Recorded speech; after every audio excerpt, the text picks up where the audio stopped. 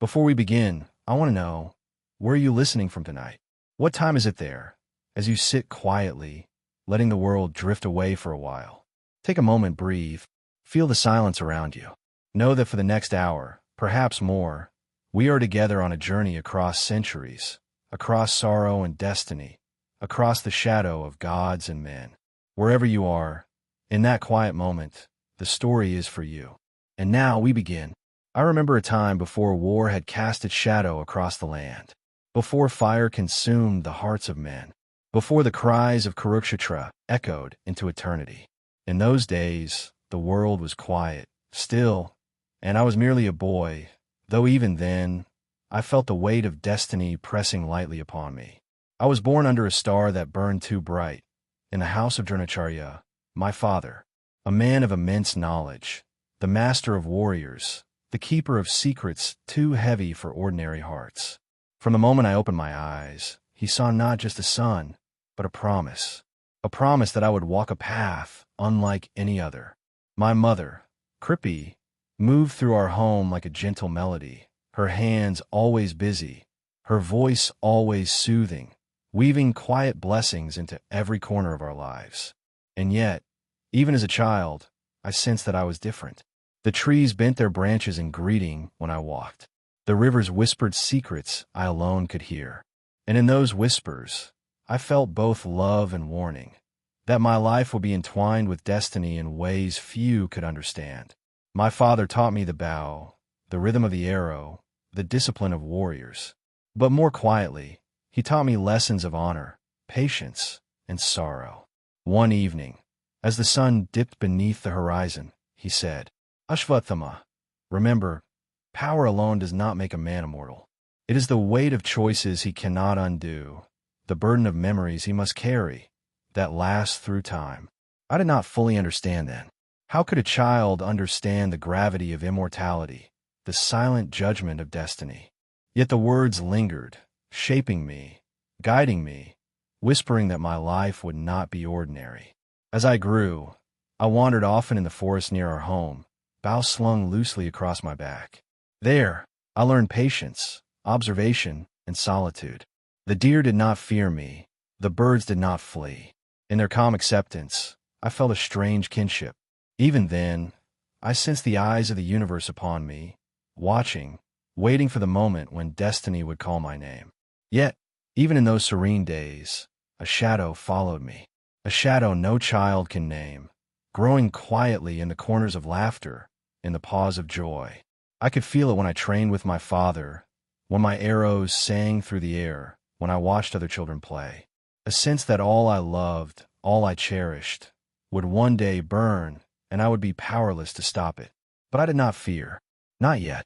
For in my heart, I carried the certainty that my father's teachings, my mother's presence, and the whispers of the wind would be enough.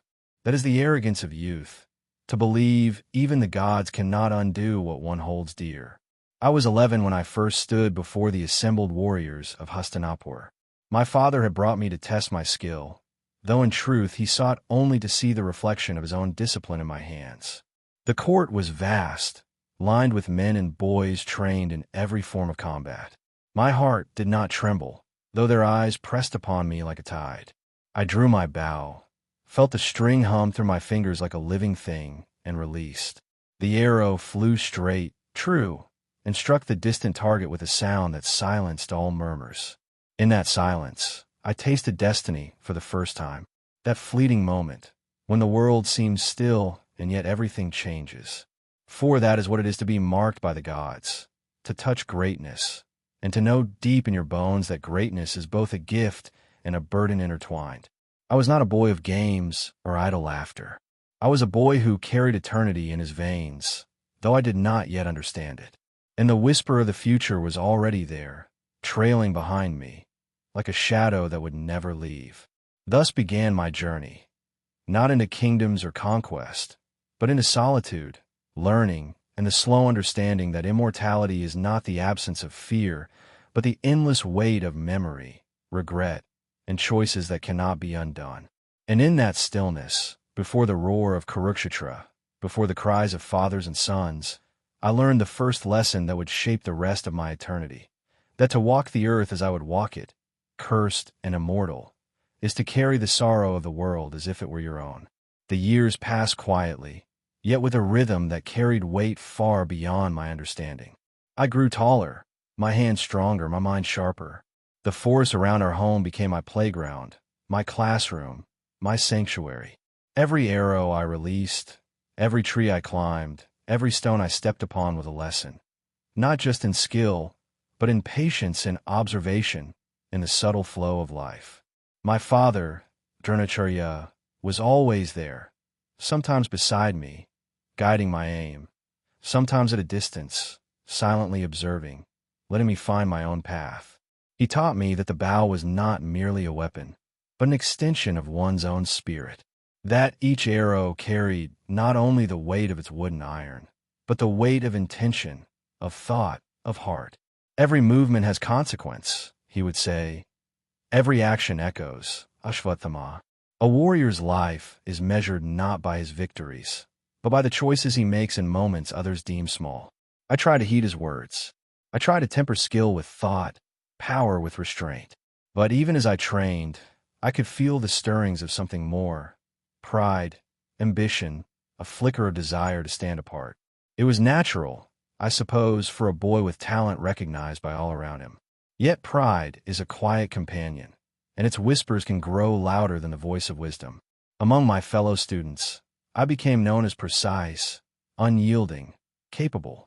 My arrows rarely missed, my movements rarely faltered, and while admiration followed me like a shadow, so did envy. I remember the glances, the quiet whispers, the subtle challenges. At first, I ignored them, but slowly a fire kindled within me, a desire to be not just competent, but remembered. And my father knew. Always he knew. One day, he told me, as we watched the sun dip below the horizon, painting the courtyard in shades of gold and amber, "You will face tests that no skill can prepare you for. Tests of heart, Ashwatthama. And when that day comes, remember, strength alone will not carry you. The burden of your actions will follow you forever." I nodded, though the meaning settled slowly in me. The heart seemed fleeting then, a thing of impulses and whimsy. Yet even in its fragility, I sensed the seeds of something eternal, a warning that the path I walked was not ordinary. I often wandered alone in the forest at dusk, the bough slung loosely across my back. The birds sang their final songs, the deer grazed quietly, and the earth smelled of damp soil and moss. In these moments, I felt the first stirrings of awareness beyond skill and strength. I could sense the presence of something vast, ancient, eternal, the weight of the world itself, pressing lightly on my shoulders. Sometimes I would imagine what it would be like to walk into the courts of kings, to witness the great battles whispered about by travelers, to see the world beyond our forest. Even then, the idea did not frighten me. Instead, it drew me forward, a gentle tug at my heart, a whisper of destiny that I could not ignore. And yet, even as the fire of ambition burned softly in me, there was always the shadow, a quiet awareness that every step, every choice, every arrow loose carried a weight far beyond my understanding, that the world, and the men in it, could be cruel, that honor could twist into vengeance, that the choices I made in a moment of pride could ripple across time. I remember one evening, as the stars began to pierce the velvet sky, I approached my father with a question that had been growing in my mind for weeks. "Father," I said quietly, "why do men fight at all? If we are meant to learn, to grow, to live in harmony, why must we wage war?" Dronacharya looked at me with eyes that seemed to see not just the boy I was, but the man I would become, and beyond that, the shadow of immortality that would follow me for eternity. "Because, Ashwatthama," he said softly, "even in the most peaceful hearts, desire and pride grow. And when they clash, the earth trembles. Men fight because they are blind to the cost, and because the gods, in their own ways, sometimes test us through fire." I did not yet fully grasp the meaning, but I felt it, a chill that ran down my spine, a murmur in the air, a silent warning that my hands, though still young, would one day be instruments of great sorrow. Still, my training continued. Each day, I became stronger. Each lesson, each moment in the forest or courtyard, shaped me into someone more than a boy. I began to feel the weight of expectation, not just my father's, but of the world, of destiny, of gods I could not see, but sometimes felt in the quiet hum of the wind. And sometimes, late at night, I would lie beneath the stars, listening to the soft rustle of leaves, imagining what lay ahead. The stirrings of pride, the whispers of destiny, the first awareness of the shadow that would one day follow me across centuries. I knew, even then, that I would be marked by something beyond mortal understanding, that my path would be unlike any other. And though I did not yet fear, a quiet solemnity settled in my heart, a calm recognition that life, and the choices I would make, were far heavier than the strength of my arm or the skill of my hand. Even as my training continued, whispers of conflict reached my ears. The tension between the Kauravas and the Pandavas grew, though the world outside our forest seemed unaware. I was still young, but I could sense the heaviness in the air, the kind of unease that settles quietly over a land before a storm. I asked my father one evening, "Why must men fight, father? Why can they not walk peacefully upon the earth?" Dronacharya's gaze pierced me gently, filled with calm yet deep understanding. "Because, Ashwatthama," he said, "even in the most peaceful hearts, desire and pride grow. And when they clash, the earth itself trembles." I did not yet comprehend the full weight of his words.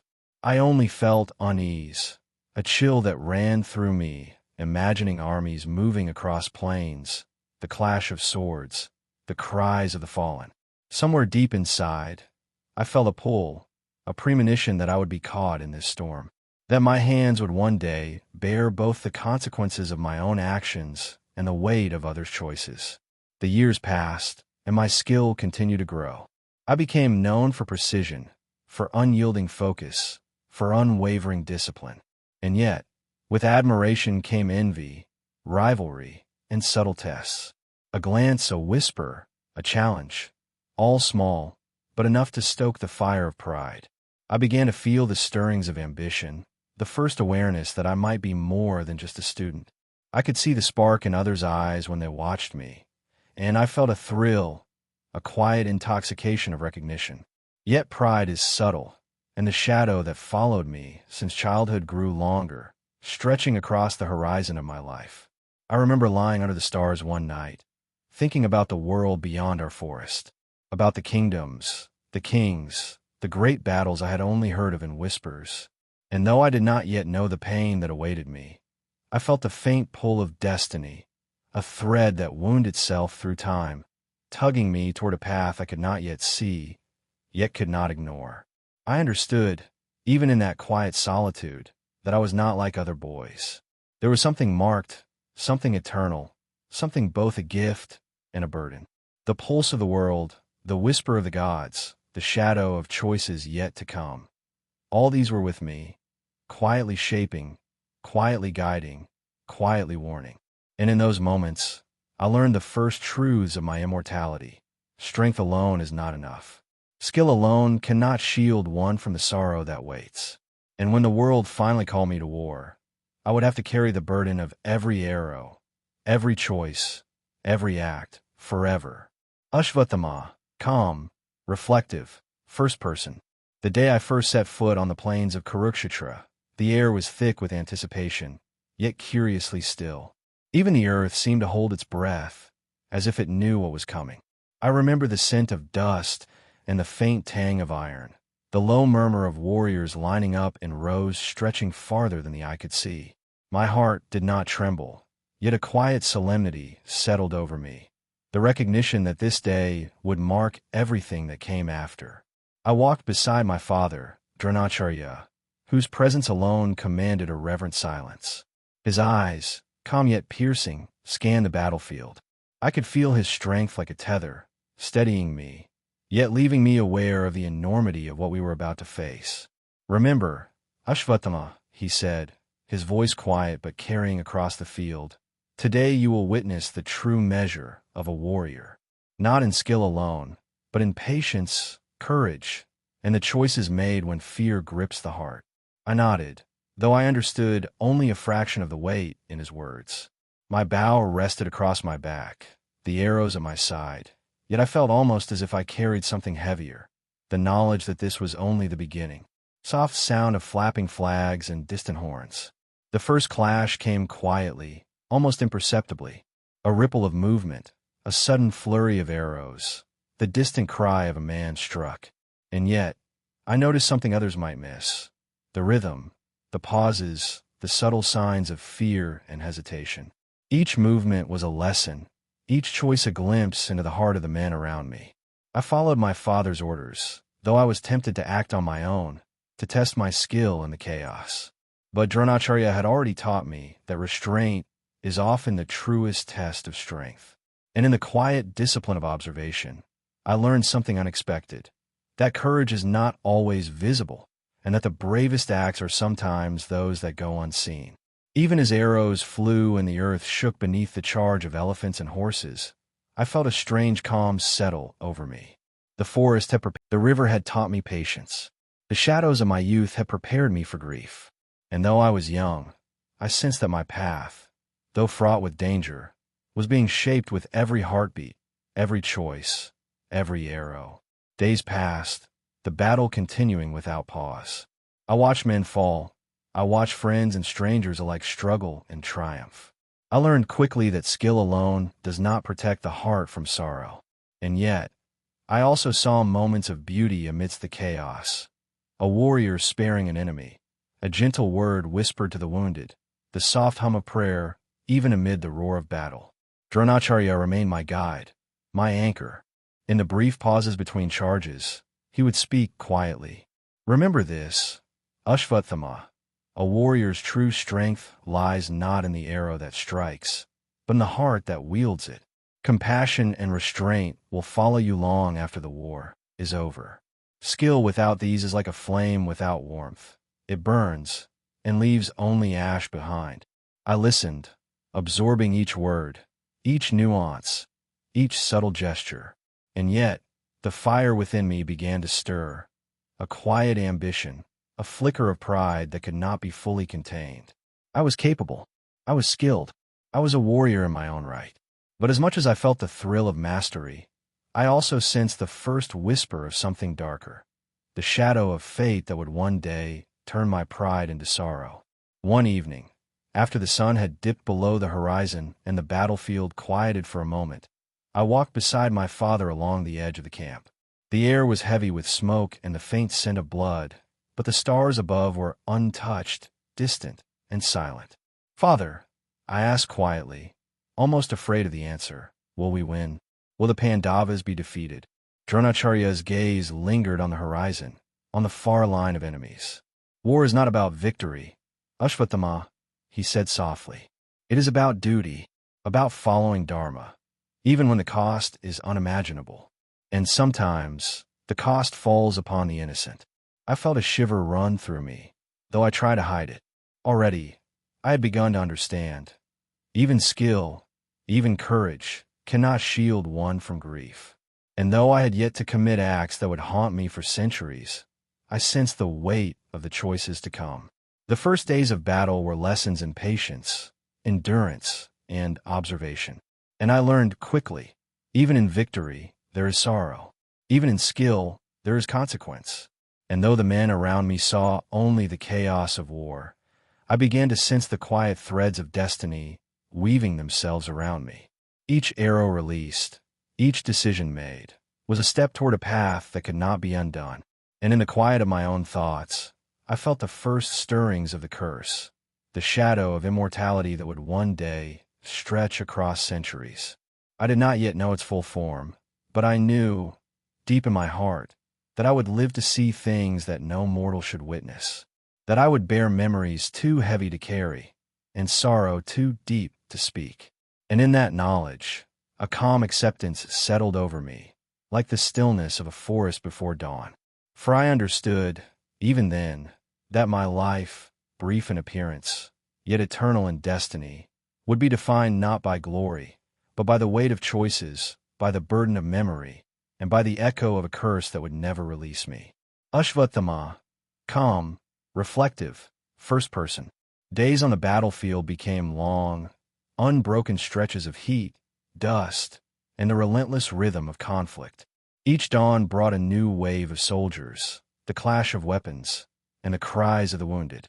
I watched and learned, not only the art of war, but the human heart under its strain. I observed fear, courage, envy, pride, and despair. And I began to understand that even the most skilled warrior can be undone not by the enemy, but by what lives inside him. I stayed close to my father, following his instructions, absorbing his every movement, every whispered command. Dronacharya was a calm presence amid the storm, a figure who seemed untouched by the chaos around him. Yet I could feel the weight of responsibility he bore. Every glance he cast, every decision he made, was laden with the silent knowledge that the lives of men rested in our hands. Even as I gained experience and skill, there were moments when my heart stirred with something darker.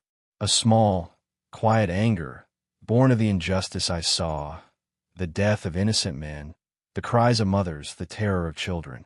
I wanted to strike, to punish, to assert my strength. Yet I knew restraint was a lesson I had not fully mastered.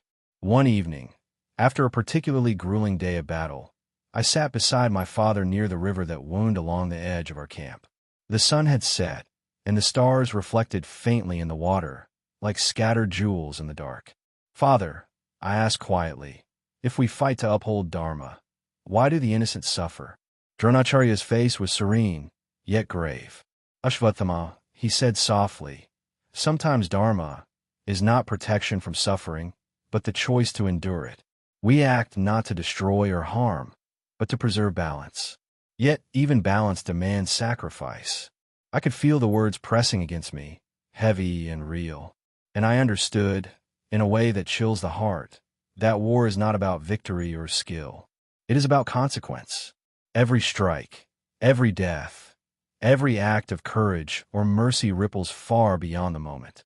And already, the first threads of sorrow were weaving themselves into my soul. As the battle continued, I began to sense the tension among the Kauravas.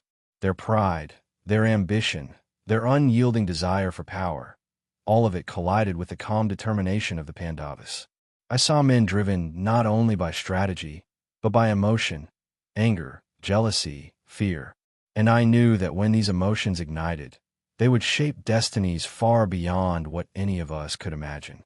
At times, I felt a flicker of envy for the Pandavas' unity, their courage, their righteousness. Not for myself, but for what they represented, the hope that good could endure in a world often cruel and unyielding. And yet, I was part of this war, and my hands carried the weight of my father's teachings, my skill, and the choices I made in each moment. It was during these days that I first felt the quiet whisper of revenge stir within me. A small, almost imperceptible seed, planted by the unfairness of the world, by the cruelty of men, by the fleeting moments when life seemed unjust. I tried to silence it, to bury it beneath discipline and duty, but it grew, slow and steady, like a shadow stretching toward the setting sun. I remember the first real test of my resolve came when I witnessed the death of a fellow warrior, someone I trained with, someone whose laughter had echoed beside me in the forest long ago. He fell not by the hand of an enemy who was strong or skilled, but by a careless mistake, a moment of misjudgment in the chaos of battle. Anger rose in me, quick and fierce. I wanted to strike out, to punish, to impose justice in my own hands. Yet my father's eyes met mine, calm and steady. In them, I saw both warning and understanding. "Do not let anger rule you, Ashwatthama," he said. "Every action has its consequences. Every choice echoes beyond the moment. Control yourself, or your heart will carry sorrow you cannot bear." I tried to heed him, yet even as I restrained my hand, I could feel the shadow deepening, the first brush of the curse that would follow me through centuries. A warning whispered not in words, but in the quiet ache of my chest, in the tremor of my hands, in the knowledge that I was already walking a path few could survive. And so, the days of battle passed. I fought, I observed, I learned, and I carried the quiet weight of anger and sorrow in my heart. Each arrow released, each decision made, was a step along a path that could not be undone. I began to understand, in a way too deep for my years, that skill and courage are not enough.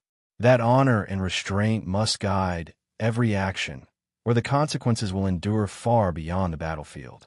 The whisper of destiny grew louder with each passing day. The shadow of revenge, the pull of sorrow, and the first stirrings of an immortal curse began to coil around me, unseen by others, yet always present. I was no longer just a warrior learning his craft. I was a boy whose hands would one day shape history, whose choices would bring both grief and fear, whose soul would bear the weight of centuries. And in the quiet of the night, beneath the stars, I felt it, the first glimmer of the eternity that would define me. A life without end, a path without relief, a curse that would follow me forever. I did not yet know its full form, but even then, I understood the truth. My life would never again be ordinary.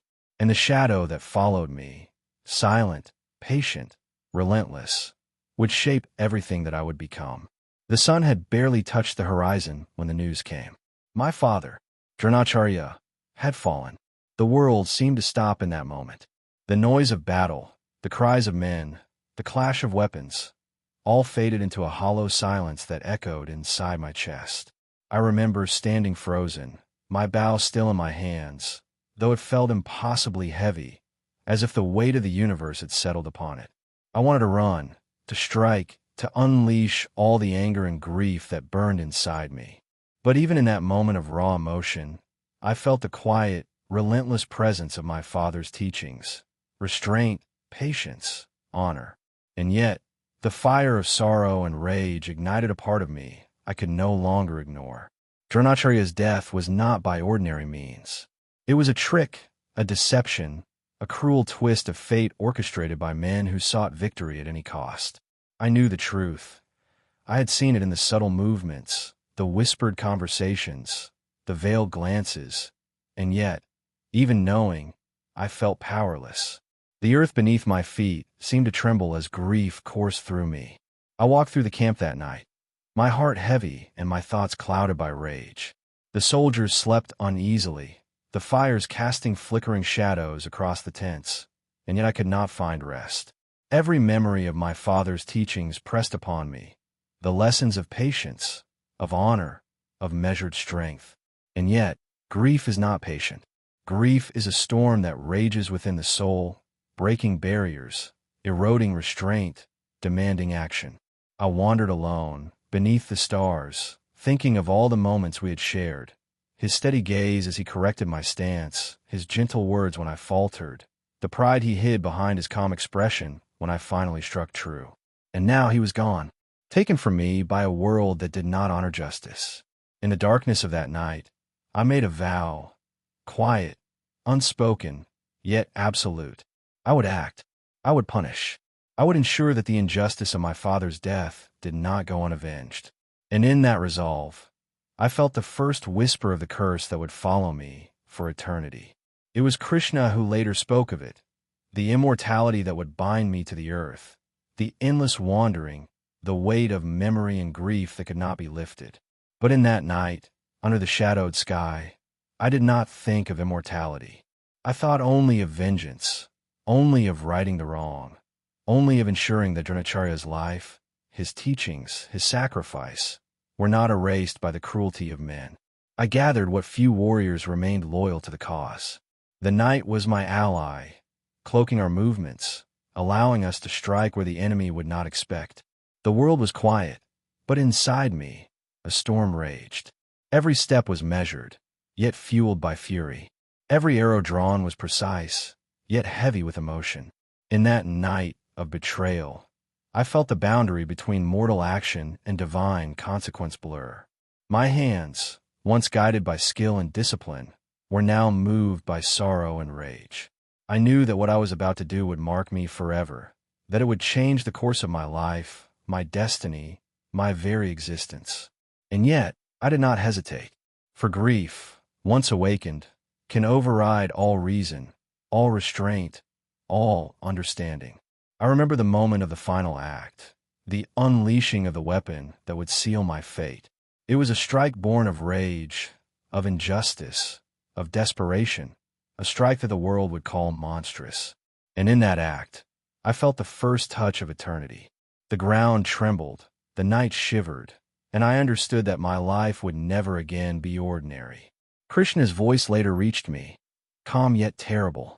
Ashwatthama, your grief and rage have brought you to this path.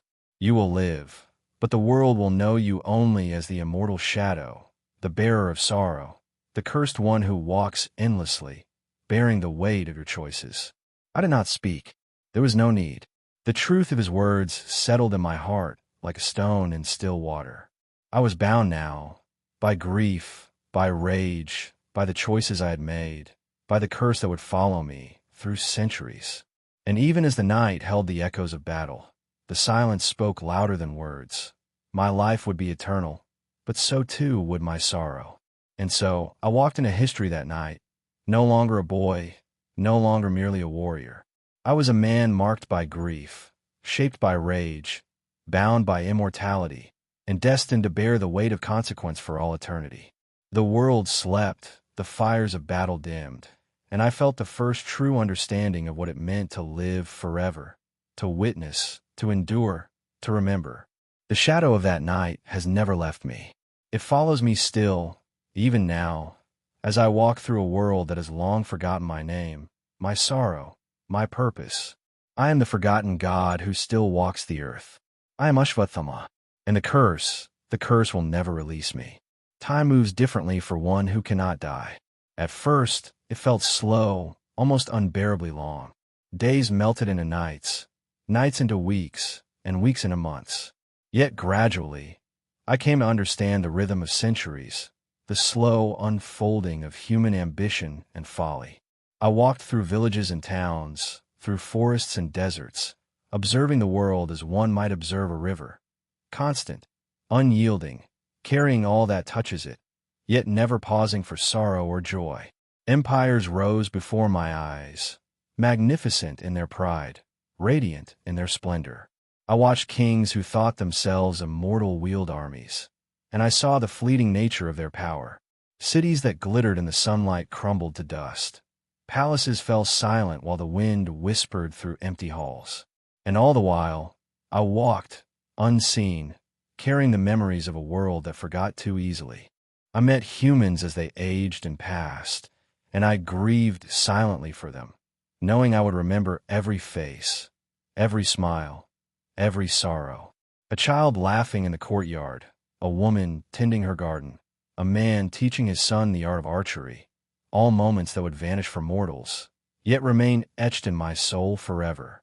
Immortality is a strange gift, for it is not joy that endures, but memory. Memory is eternal, and memory is heavy. I walked through the rise and fall of kings, the march of armies, the shifting alliances of kingdoms. I witnessed battles that rivaled Kurukshetra in scale, yet none held the same weight in my heart. Dronacharya's death and the night of betrayal remained a shadow I could not escape, a wound that no passage of time could heal.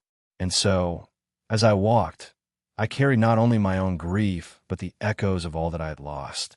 Sometimes, I encountered mortals who sensed something different about me. A lingering gaze, a silent recognition, a fleeting fear. They called me a sage, a ghost, a cursed man. They did not understand that my curse was not vengeance alone. It was memory. It was sorrow. It was the weight of every choice I had made and would make. I spoke rarely, for words are fleeting, and I knew that all I could truly share was silence. And in that silence, I began to understand the truth of eternity. To live forever is to be both witness and prisoner, to see the world with clarity, yet remain apart, to feel love and grief, yet never find release. I walked through centuries with a heart that never healed, a soul that never rested, a mind that remembered everything. I watched humanity repeat its mistakes endlessly. Kings who sought glory fell to betrayal. Warriors who sought honor succumbed to pride. Cities that built themselves on justice toppled under greed. And in each repetition, I saw the lessons I had learned in my youth. Lessons of restraint, patience, and mercy. Ignored, abandoned, forgotten. The weight of this endless cycle pressed upon me, a constant reminder of the curse I bore. Yet, even in sorrow, I found quiet beauty. A mother teaching her child kindness, a scholar discovering truth, a lover offering gentle care. Small acts of grace that reminded me that while the world is frail, it is not without moments of light. These brief glimpses of humanity soften the edges of my eternal grief, though never enough to fully lift it. Over the centuries, I wandered through forests that had grown and faded, across plains where empires had risen and crumbled, along rivers that remembered no one but themselves. I learned to move quietly, to exist without leaving a mark, to observe without interference. For I understood that even one action, however small, could ripple through time, altering events I could not undo. I became a silent witness to the impermanence of life and the persistence of memory. Faces and voices I cherished returned to me in dreams, only to vanish with the morning light. I walked through their echoes, carrying their stories, their joys, and their sorrows. And I understood that my immortality was not a gift. It was a prison of memory and grief. And so, I continue to walk, through villages and forests, through kingdoms that rise and fall, through quiet corners where the world does not notice me. I am the forgotten god who still walks the earth. I am Ashwatthama, carrying the weight of sorrow, grief, and the endless memory of a night that changed everything. The curse remains, patient and relentless, guiding my steps, reminding me of every choice, every act, every arrow loosed in both skill and rage. I see the world, and I remember it all. And those centuries pass. The grief never fades. Centuries passed, and the faces around me changed, but the stories remained the same. Sons fought fathers, kingdoms rose and fell, and the human heart carried the same desires, fears, and ambitions as it had in my youth. I wandered among them quietly, a shadow in the corners of history, seeing the patterns repeat again and again. I met children who reminded me of my friends in the forest, laughing and innocent, unaware of the grief that time can bring. I watched young warriors, eager to prove themselves, forgetting the lessons of patience and restraint that Dronacharya had taught me. I saw pride blossom into cruelty, envy twist into betrayal, and ambition burn away compassion. And I remembered every face, every moment, every mistake, as though they were carved into my very soul. I tried, at times, to intervene quietly, to guide, to warn, to prevent tragedy where I could. Yet the world is stubborn, and humanity even more so. The same mistakes repeated, often with new faces but the same sorrowful outcomes. Each time I failed to prevent grief, my own sorrow deepened, layering over the grief of Kurukshetra like sediment over a riverbed. I came to understand that my curse was not only a punishment, it was a lesson, though not one the world would ever learn. To live forever is to see consequence unfold endlessly, to feel responsibility without relief, to carry the weight of eternity even as the world moves on, forgetting all that matters. Sometimes I encountered mortals who sensed something unusual in me, a fleeting glance, a silent unease, a whisper of recognition. They call me a sage, a recluse, a ghost. None understood the truth, that my immortality was a cage of memory and sorrow, a life defined not by freedom, but by endless witnessing. I spoke little, for words cannot convey the weight of centuries, and no one could grasp the depth of my grief. I saw empires fall not to enemies alone, but to the failings of those who govern them: pride, greed, ambition, jealousy. The lessons I carried from my father's teachings remained, yet the world ignored them, time and again. And I bore witness, always silent, always present, always remembering. Even in moments of quiet beauty, grief lingered. A mother singing to her child, a scholar discovering truth, a lover embracing gently, small lights in the vast darkness of human folly. These moments softened the sharp edges of my sorrow, but they could never erase it. The shadow of that night, the loss of my father, the rage and grief that defined me, remained constant. And yet, there was a strange solace in the repetition. Patterns, once terrifying in their inevitability, became a rhythm I could predict. Pride would rise, grief would follow, and history would continue. I could see it, anticipate it, yet I could not change it. Immortality is the punishment of perfect memory without the power to intervene, of seeing everything but being unable to alter the inevitable. There were times when I considered ending my wandering, seeking solitude in forests untouched by man. Yet even in isolation, memory follows. I would see the shadows of the past in every leaf, every flowing river, every whisper of wind. The faces of Kurukshetra, of my father, of friends long gone, would appear before me, and I would remember. There is no escape from memory. There is no respite for those who carry the weight of eternity. I began to understand the true nature of my curse. It is not the body that suffers, but the soul. Not the arms that wield the bow, but the heart that feels. I am condemned to remember every injustice, every sorrow, every act of pride and vengeance, even as centuries wash over the world like rain over a river, cleansing it, yet leaving the memory of my grief intact. And so I walk still, through villages, cities, forests, and mountains, through empires that rise and fall, through people whose lives are fleeting yet intense. I see everything. I remember everything. I feel everything. And yet I endure. Because I must. Because the curse demands it. Because the memory of my father, of Dronacharya, of the night of betrayal, lives in me still. I am Ashwatthama, the forgotten god who still walks the earth. The immortal shadow, the bearer of sorrow, the witness to human folly and beauty alike. And the curse will never release me. Centuries passed like rivers flowing endlessly into the horizon. I walked through forests that had grown and faded, across plains where empires had risen and crumbled, and along rivers that carried the memory of countless generations. I had learned to move quietly, to exist without disturbing the fragile thread of human life. My bow rested lightly upon my back, my eyes observed with care, and my steps left no mark upon the soil. In these centuries, I became a silent witness, and sometimes a subtle guide. I would appear where human folly threatened catastrophe, intervening quietly, leaving only whispers behind, a saved life, averted disaster, a lesson unnoticed yet lived. I became, in effect, a guardian unseen, a shadow moving through time. And yet, I could not undo the sorrow of that fateful night. I cannot bring back my father, nor could I erase the weight of the curse that bound me. Legends began to emerge over time, whispers of a wandering immortal, a ghostly figure seen in forests and along rivers, a mysterious warrior who appeared when need was greatest. Some call me a sage, others a spirit of vengeance, and still others a protector unseen. I knew these stories would grow, yet they could never capture the full weight of my existence.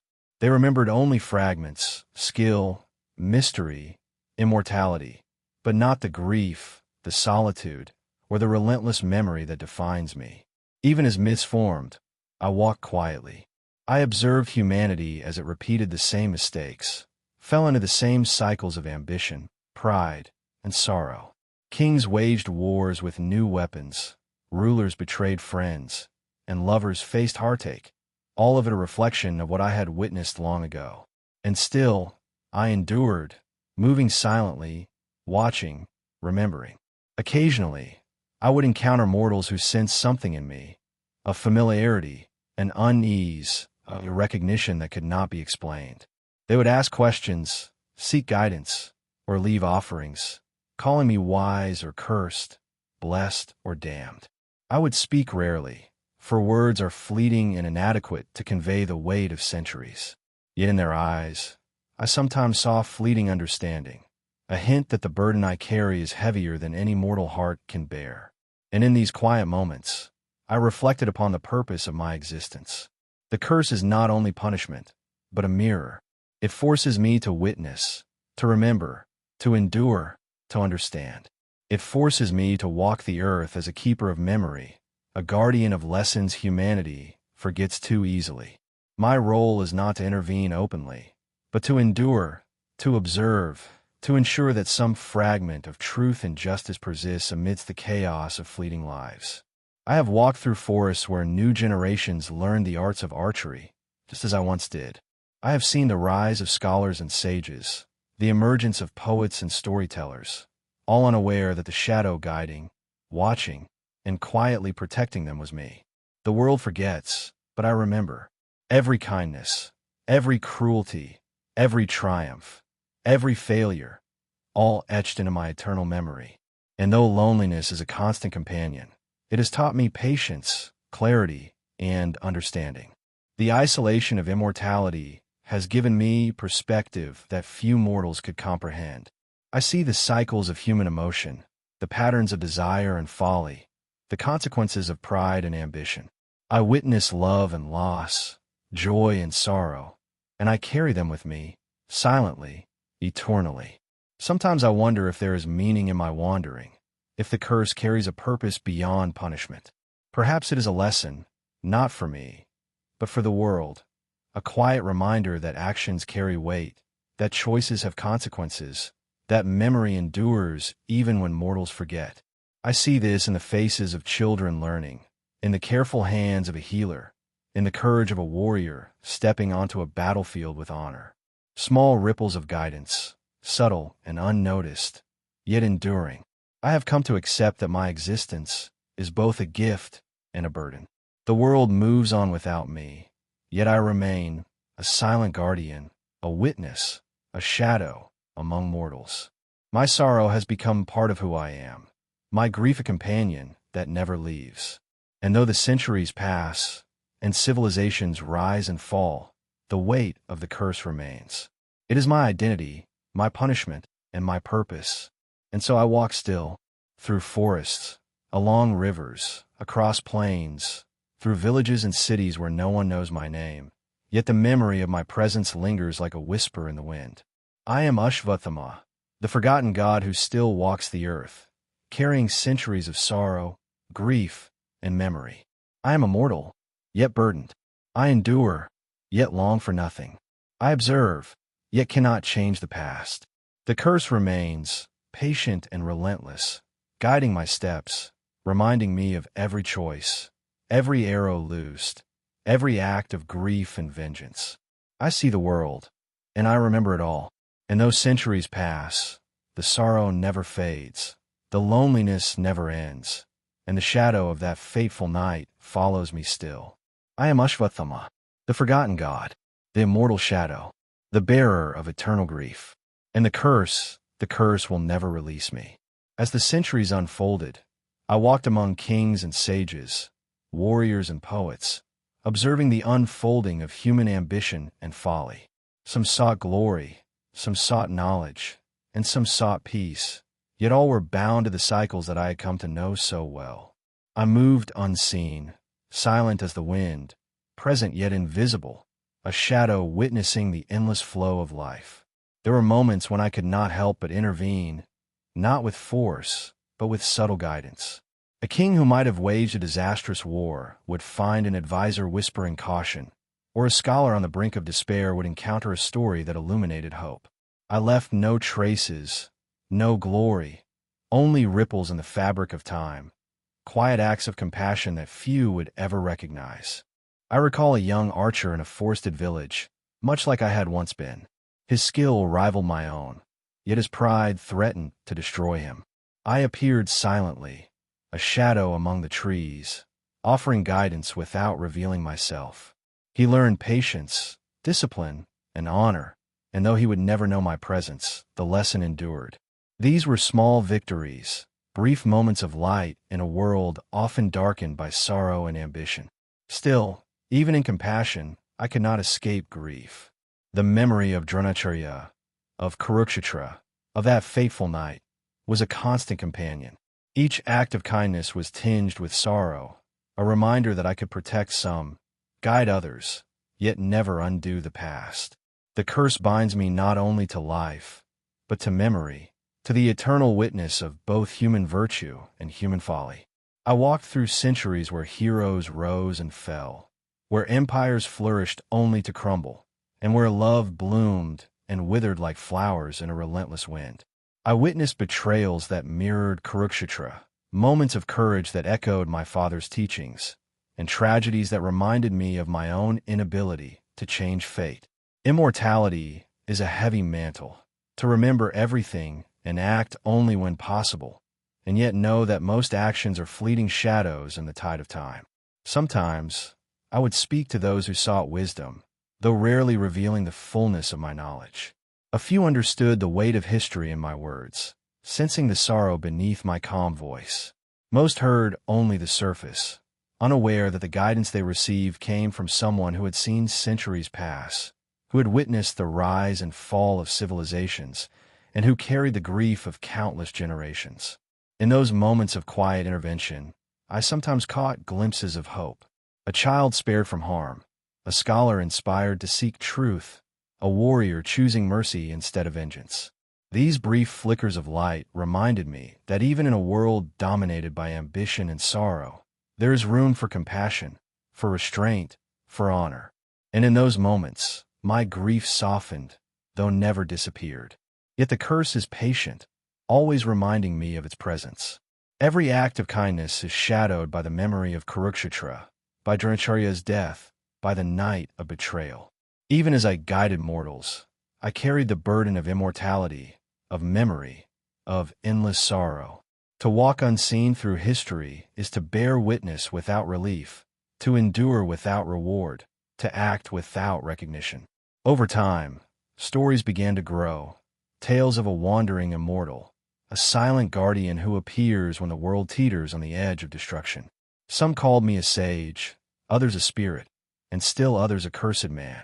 None knew the truth, that I am not merely immortal, but a vessel of memory, a keeper of sorrow, a shadow forced to witness the world without pause or reprieve. I learned to accept my role. I am the observer, the silent teacher, the unseen hand guiding those who might falter. I have learned to find purpose in the small, fleeting moments, a saved life, a lesson taught, a heart spared despair. These are my victories, though the world will never remember them. And through these victories, I endure, carrying the memory of centuries in my heart, the weight of grief tempered by the faint glimmers of hope I encounter along the way. And so, I continue to walk, through forests, cities, and plains, through centuries uncounted. I am Ashwatthama, the forgotten god, the immortal shadow, the bearer of sorrow and memory. I see the world, and I remember it all. I witness joy and grief, love and betrayal, courage and folly. I am patient. I am silent. I endure. The curse remains, a constant companion, reminding me of every choice, every act, every sorrow, every grief. I walk, and I remember, and I endure, knowing that immortality is not merely life without death. It is life with the weight of every moment etched into the soul, eternally, endlessly, without relief. I am Ashwatthama, the forgotten god, the eternal witness, and the curse will never release me. Time has flowed onward, carrying with it the weight of centuries I cannot count. I have seen the world transform in ways that would astonish my younger self. The rise of cities taller than mountains, machines that move faster than the wind, light that banishes the darkness of night. And yet, even in this modern era, the essence of human nature endures unchanged. Pride, ambition, sorrow, love, and betrayal continue their eternal dance, only dressed in new forms. I wander through crowded streets and quiet suburbs alike, unnoticed, a shadow among millions. Faces change, fashions shift, languages evolve, but beneath it all, the human heart remains the same.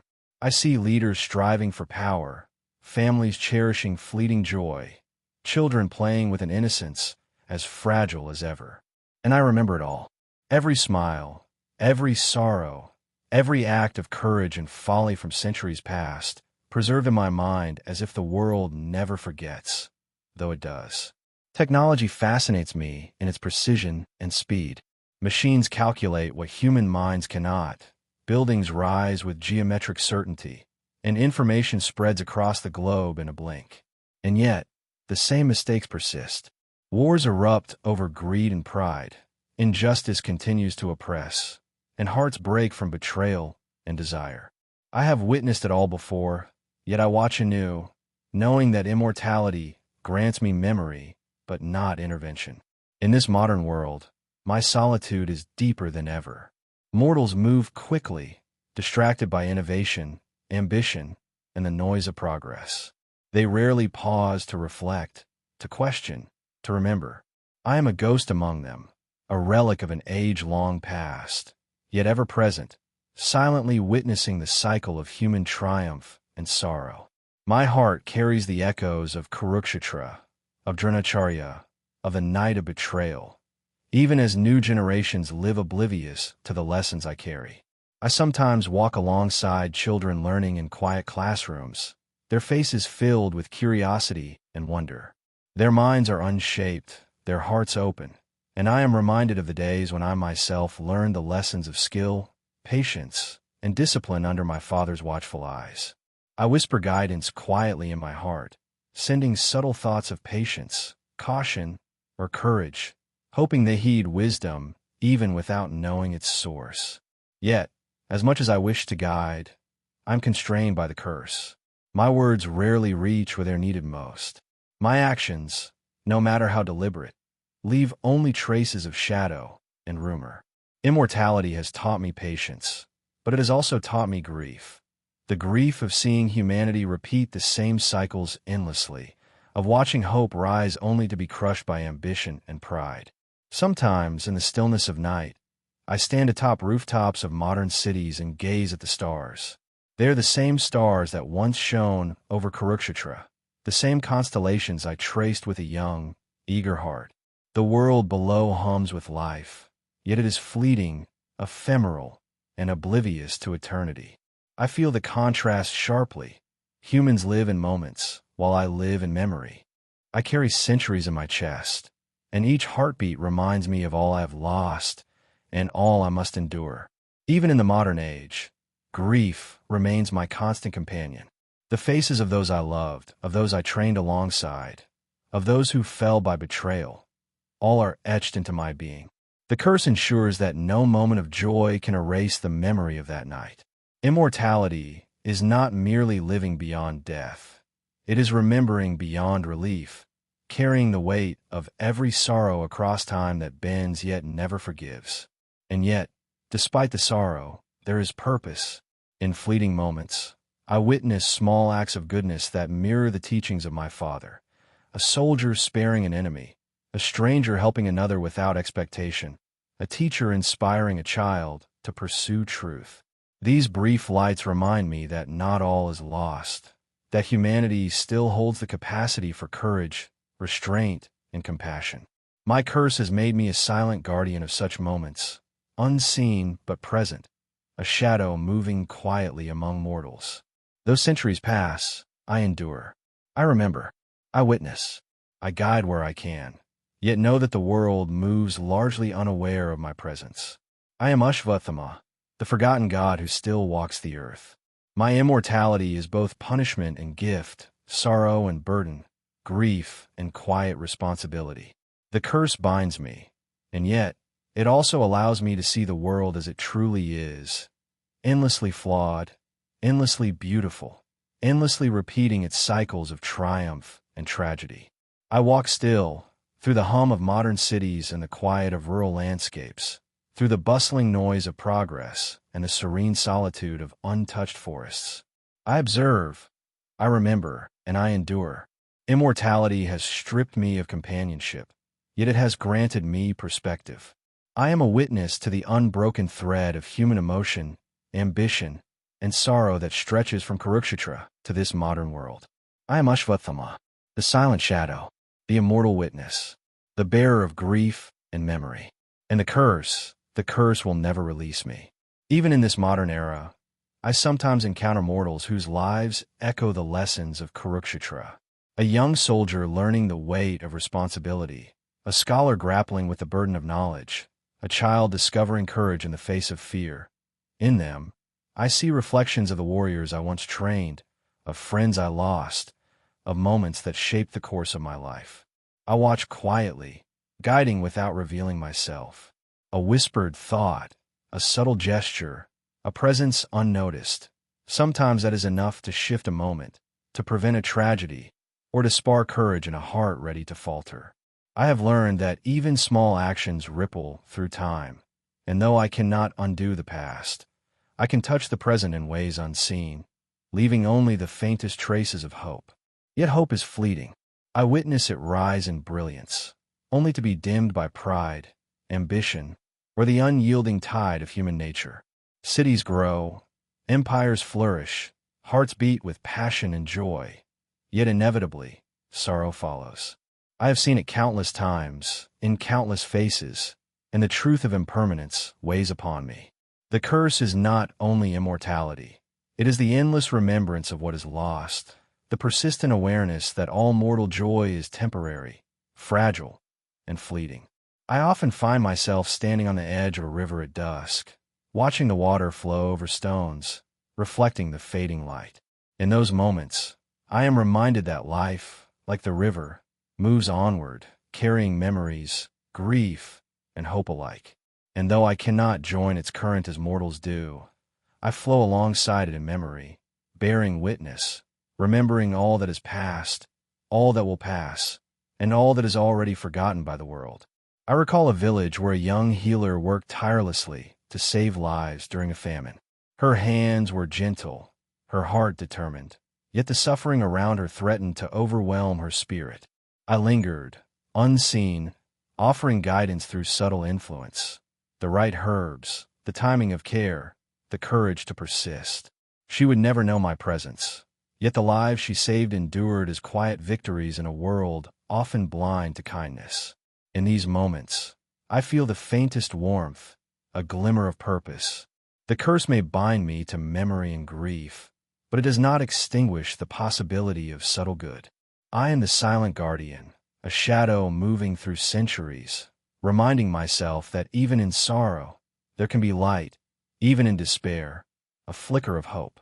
And yet, loneliness remains my constant companion. The centuries have stripped me of mortal companionship, leaving only echoes of the past. Friends die, lovers age and vanish, societies change, yet I endure. Immortality is a prison of memory, a life without the release of death, a heart that feels grief infinitely, without respite. I walk through the world, unseen, unacknowledged, yet acutely aware of the impermanence of all I encounter. Sometimes, the weight is unbearable. I feel the sorrow of the countless generations I have observed, the grief of all the lives lost, the endless repetition of human folly. And yet, I continue. I endure. For to cease walking would be to abandon the lessons I carry, the subtle guidance I can offer, and the eternal witness my curse demands. I have observed empires crumble under their own pride, lovers torn apart by jealousy, warriors undone by vengeance. I have seen moments of courage and acts of mercy, and I have held them all in memory. The world forgets, yet I remember everything. My sorrow is both burden and teacher, shaping the way I walk, the way I act, the way I endure. And still, there are moments that lift my spirit. A child's laughter in a quiet village, a healer's hands saving a life, a soldier choosing honor over cruelty. These small flickers of light remind me that even in a world dominated by impermanence, human goodness endures. And in those moments, I carry a silent smile, a quiet acknowledgement that while the curse binds me, it has not extinguished all hope. And so, I continue my endless journey, through forests and plains, through cities and villages, through the quiet corners of a world that rarely notices me. I am Ashwatthama, the forgotten god, the immortal shadow, the eternal witness of sorrow and hope alike. I see the world, and I remember it all. The curse remains, relentless and patient. It reminds me of every choice, every arrow, every grief, every sorrow. I endure, knowing that immortality is not freedom, but responsibility. I am both burdened and guided by the memory of Kurukshetra, by my father, by the night that defined my existence. I am Ashwatthama, the eternal shadow, the silent guardian, and the curse will never release me. The world moves swiftly now, faster than the rivers I once traced in childhood, faster than the armies that once clashed on the plains of Kurukshetra. Machines hum, lights blaze, and the chatter of millions fills the air, yet the essence of humanity remains unchanged. Greed, pride, ambition, love, grief, all persist, only clothed in modern forms. I walk unseen among them, my eyes observing, my heart remembering, my soul burdened with centuries of consequence. In this era, I see conflicts not only of arms, but of ideals, of beliefs, of moral conviction. Wars erupt in silence as well as with cannon and gun.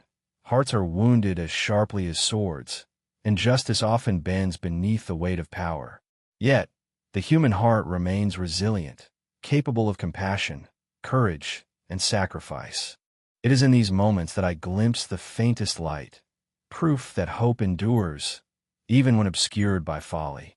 I have encountered leaders whose decisions echo the lessons of Kurukshetra, moments when honor might triumph over ambition, when restraint might prevent catastrophe. I watch quietly, guiding subtly where possible, leaving whispers of wisdom in unseen forms. A cautionary tale shared in a story, a timely suggestion whispered to a scholar, a gentle presence in the heart of one torn by anger. These are my acts in a world that rarely notices. Yet, sorrow is never far. I see the same mistakes repeated, the same pride, jealousy, and ambition that led to my father's death. Even in modernity, human hearts are vulnerable to greed, vengeance, and short-sightedness. My grief stretches through these moments, binding me to the memory of every injustice, every loss, every unfulfilled promise. Immortality is a lens through which every human flaw is magnified, every joy is fragile, and every sorrow is eternal. There are fleeting joys, however, that pierce the relentless shadow of grief. I watch a child learn to read under the lamplight of a small home, a couple caring for each other in quiet tenderness, a healer saving lives with patient hands. These moments are brief, like stars appearing between clouds, yet they remind me that goodness persists. Even in a world dominated by impermanence and sorrow, small acts endure, and I carry them in my heart as quiet victories. In such moments, I feel a subtle warmth, a whisper of purpose. The curse does not strip me of perception, it sharpens it. I see the beauty hidden within the flaws of humanity, the courage beneath fear, the kindness beneath cruelty. And in these glimpses, I understand why I endure, not merely to witness sorrow, but to carry memory, to act subtly, and to ensure that even the smallest light is never entirely extinguished. I sometimes pause in the solitude of forests or atop city rooftops, gazing at stars unchanged since my youth. The constellations shine as they did over Kurukshetra, over the forests where I trained, over the villages of centuries past. Time stretches endlessly, and yet the heavens remain constant. In their silent presence, I reflect on consequence, how a single arrow, a single choice, a single act can ripple through generations. I remember the past vividly, I observe the present acutely, and I anticipate the cycles yet to come. The weight of immortality is paradoxical. I am free from death, yet enslaved to memory. I am witness to every triumph and failure, every act of love and betrayal. I endure joy and sorrow alike, yet joy is fleeting while sorrow lingers. The curse binds me not physically, but to the emotional and moral landscape of humanity. I am Ashwatthama, and to remember is my burden, my purpose, and my prison. I walk among mortals, observing the continuation of cycles I have known since my youth. Leaders rise and fall, wars erupt, families thrive and falter, and ordinary people strive to find meaning amidst chaos. I see courage and cowardice, love and betrayal, honor and deceit, all repeating endlessly. And through it all, I endure, silently carrying the memory of all that is past, preserving the lessons the world forgets, yet cannot escape. Even in sorrow, there is meaning. The small acts of goodness, the quiet restraint, the courage that shines briefly amidst darkness.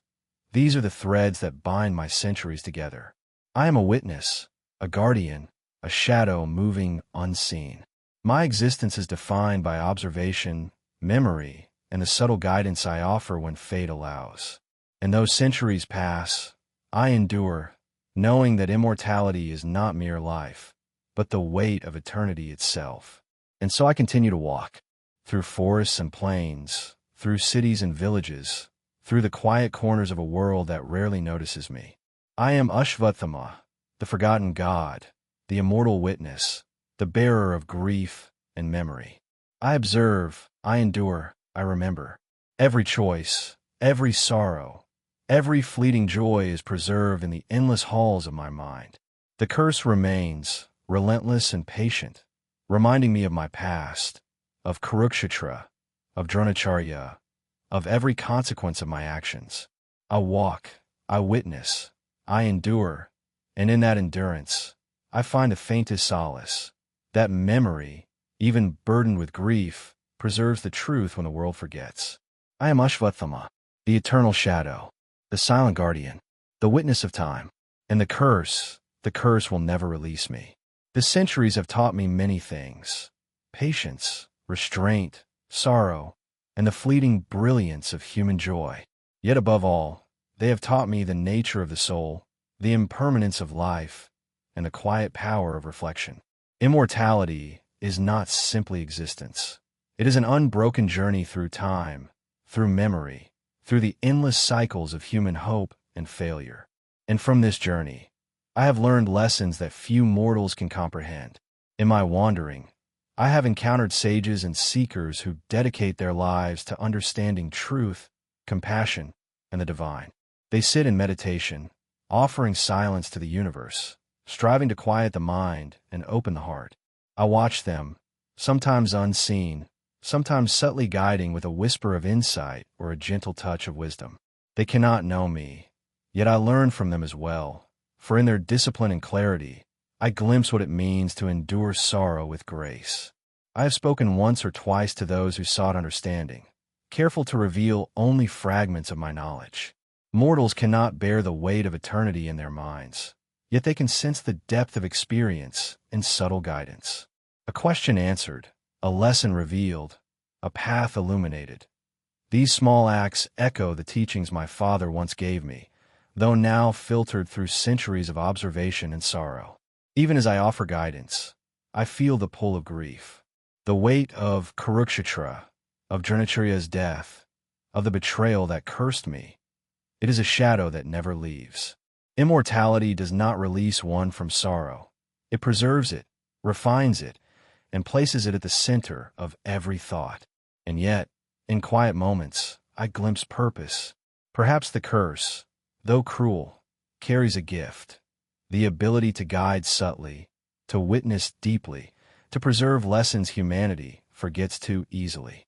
I have observed seekers as they wrestle with the self, as they confront desires, fears, and attachments. Their struggles remind me of my own battles: the rage of youth, the grief of loss, the burden of responsibility. And those centuries separate us, the human heart remains unchanged. Pride, fear, and hope continue their eternal dance. Yet in this awareness, I find a quiet kinship. I am both outside and within, observer and participant, eternal yet intimately connected to mortal striving. In these interactions, I discover fleeting solace: a seeker who understands restraint, a student who embraces patience, a teacher who embodies compassion. These are moments when my curse feels less like punishment and more like opportunity. To endure, to observe, to guide quietly. Perhaps this is the subtle redemption offered to me by fate. I cannot change the past, yet I can shape fragments of the present, preserving light amidst darkness. I walk through monasteries and temples, silent among chants and prayers, observing devotion that has persisted through ages. The rituals, the offerings, the quiet gestures of reverence, all echo a timeless truth.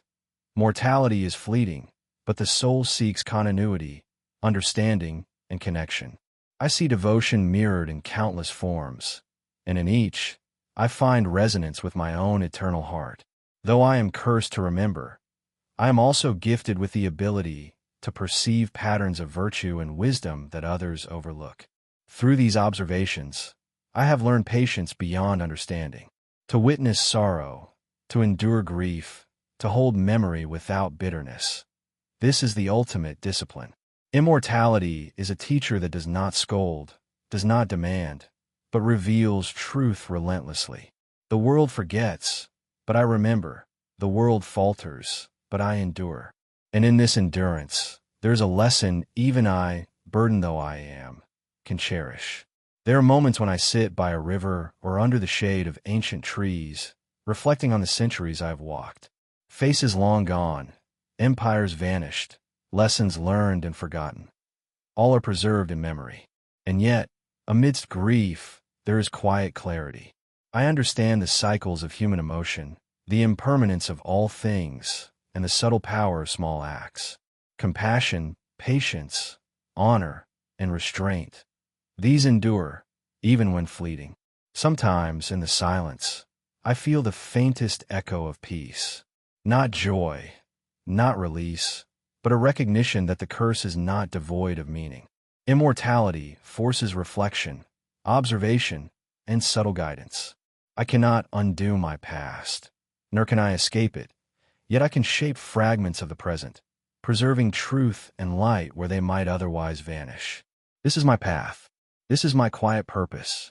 I am Ashwatthama, the forgotten god, the eternal witness, the bearer of grief and memory. I walk among mortals, unseen yet present, enduring sorrow, observing joy, guiding subtly, and carrying the weight of centuries in my heart. My curse is relentless, yet also teaches. Immortality has revealed the depth of human nature, the cycles of consequence, and the quiet power of patience and virtue.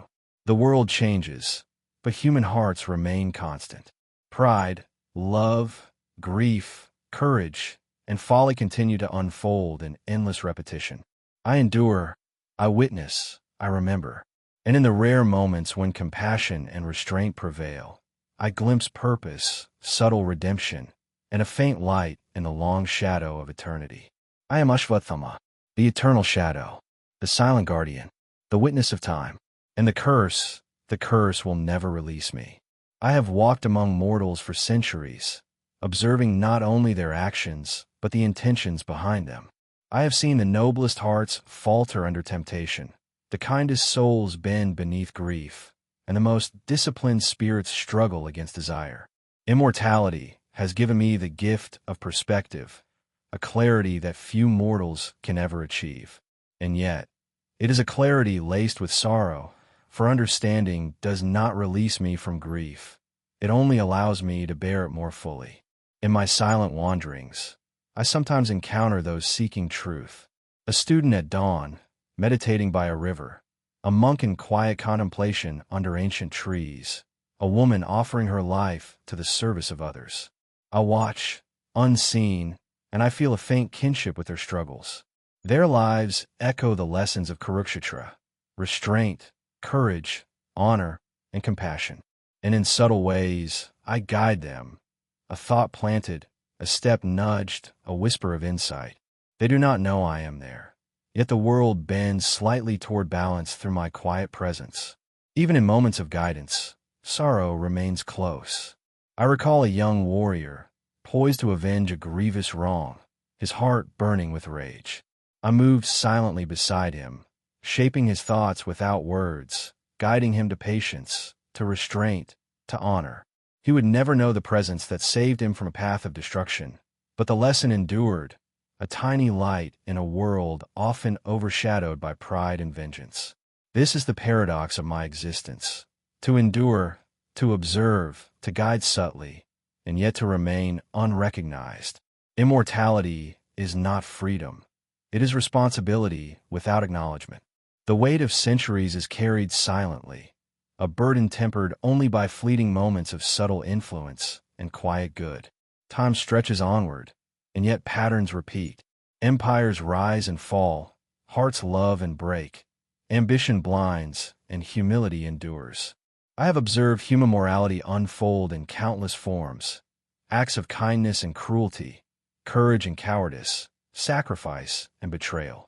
I remember every choice, every consequence, every moment that shaped the course of lives both great and small.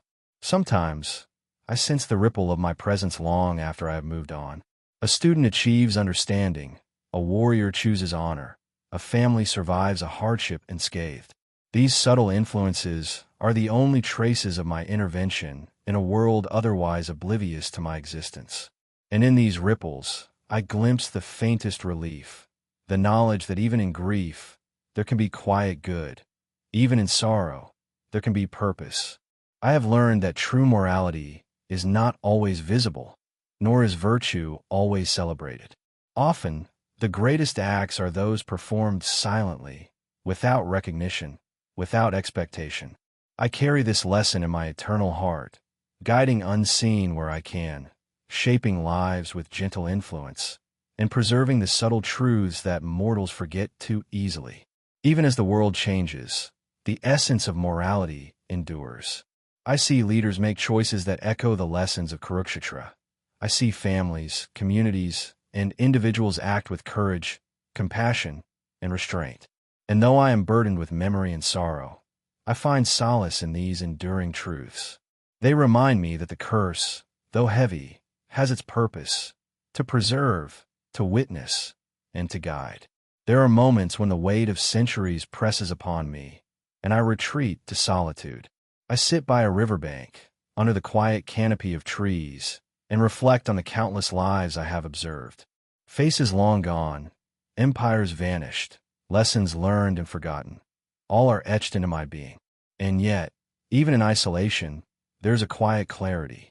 I see the cycles of life and death, of joy and sorrow, of ambition and restraint. I understand the impermanence of mortal existence and the subtle, enduring power of virtue. Immortality has made me a silent guardian, a witness to the unfolding of time, and a vessel of memory. I endure sorrow, witness hope, and preserve lessons often forgotten by the world. Though the burden is immense, I have come to embrace it, for in endurance, there is understanding, and in observation, there is quiet purpose. And so I continue to walk, through forests and plains, through cities and villages, through the quiet corners of a world unaware of my presence. I am Ashwatthama, the forgotten god, the eternal witness, the bearer of grief and memory. I see humanity in all its imperfection and beauty. I guide where I can, preserve where I must, and endure where I cannot intervene. The curse is relentless, yet it teaches. It shows me the cycles of human nature, the patterns of consequence, the interplay of morality and desire. I walk as an observer, a guardian, a shadow among mortals, carrying centuries of sorrow, wisdom, and quiet hope.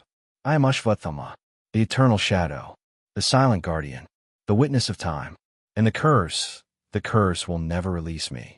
Centuries of wandering, centuries of sorrow, have taught me truths that few mortals can understand.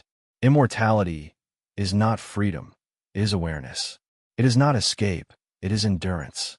And it is not punishment alone, but also a lens through which the deepest patterns of life are revealed. I have carried grief, anger, and regret like a constant companion. Yet over time, I have begun to see a faint path to reconciliation, to understanding, and perhaps to peace. I remember the night that defined me, the arrows loosed in rage, the cries of battle, the loss of my father, and the curse that followed. It was a night of fury and grief, of irreversible choice and eternal consequence. For centuries, I hated myself for what I had done, for what I had endured, for the shadow I became. Yet over time, I realized that hatred only deepened the burden. To forgive myself is not to forget, nor to erase memory, but to carry it with clarity and purpose. Forgiveness, I have learned, is the quiet acceptance of consequence without allowing grief to harden the heart. It is understanding that every choice, even one that brings sorrow, carries a lesson. The world moves forward, oblivious to my existence, yet I endure with awareness. And in this endurance, I find the first glimmers of peace, not freedom, not release, but reconciliation with what is and what cannot be undone. I have walked among mortals, observing the endless cycles of pride, ambition, love, and sorrow. I have guided silently, preserved memory, and witnessed joy and tragedy alike. And I have realized that my immortality grants me the unique ability to see the patterns of life as they unfold, to understand the interconnectedness of actions and consequences, and to carry lessons forward that mortals often forget. I have also come to understand compassion in a way that transcends time. Mortals struggle with anger, grief, and desire, yet they also strive for virtue, for love, for connection.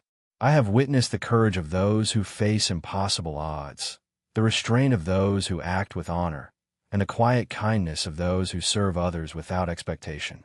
These fleeting moments of light, however brief, remind me that the world is not entirely lost, that hope persists, and that my presence, though hidden, can preserve balance in subtle ways.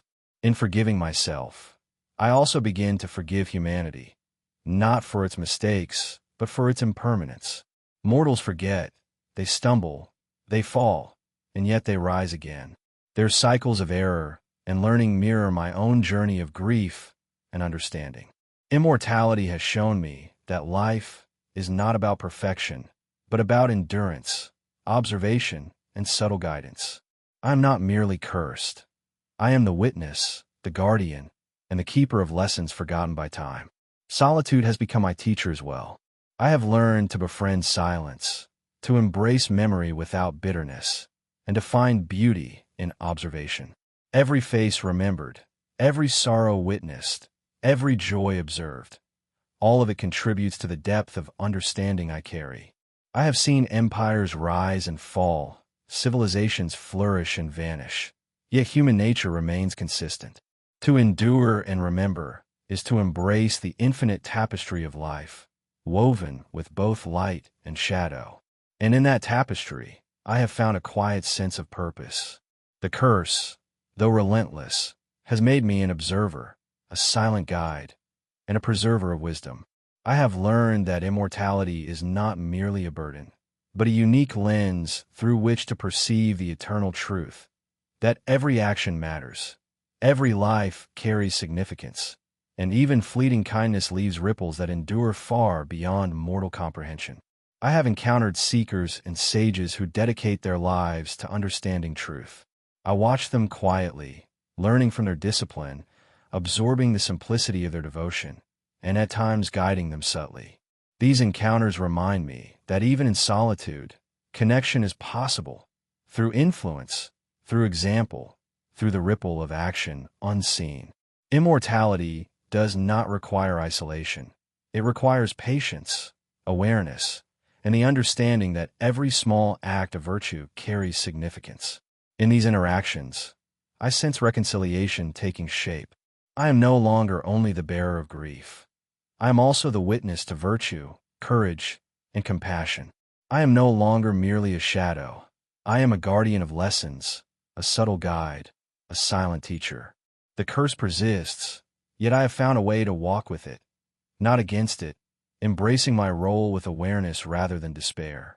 And so, I continue my journey, through forests, cities, and villages, through the quiet corners of a world largely unaware of my presence. I am Ashwatthama, the forgotten god, the eternal witness, the bearer of sorrow, and the preserver of memory. I endure grief, witness hope, guide subtly, and carry the weight of centuries in my heart. The curse remains, unyielding, yet I have reconciled with it. I walk not only with grief, but with purpose.